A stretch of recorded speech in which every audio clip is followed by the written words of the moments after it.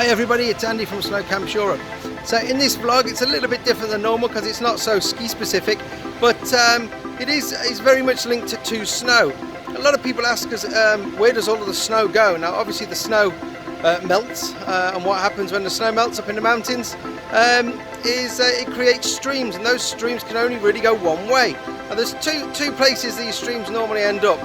One is into high alpine reservoirs, where we've built dam walls and we hold back the water to then feed hydropower stations, or they naturally come down the mountain in the form of waterfalls. Now this waterfall that you can see in between the trees behind me is the Krimml waterfall, which is one of Europe's largest waterfalls.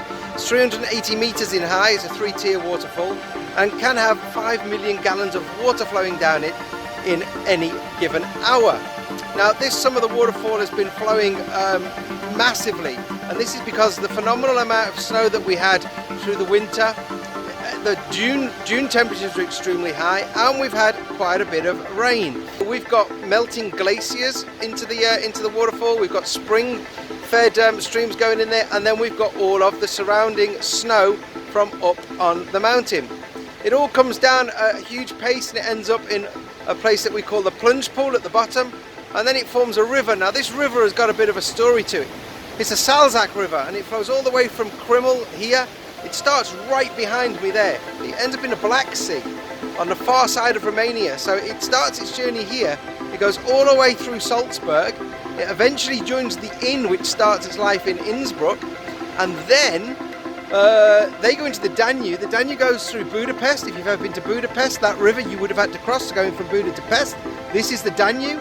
That then goes through Hungary into Romania, and that water behind me that started its life up there on the Italian-Austrian border is going to end up out the far side of Romania in the Black Sea. So there you have it, folks. Just something a little bit different here at the Krimml waterfalls, just showing you where all of the melting snow ends up. And on this instance it ends up coming down this very large waterfall, entering the Salzach river, and eventually ends up on the far side of Romania. So until next time, folks, it's been Andy at the Krimml waterfall for Snow Camps Europe. If you've liked this, please give it a thumbs up, share it with a friend, and if you've got anything to say, stick it in the comments below. Bye for now.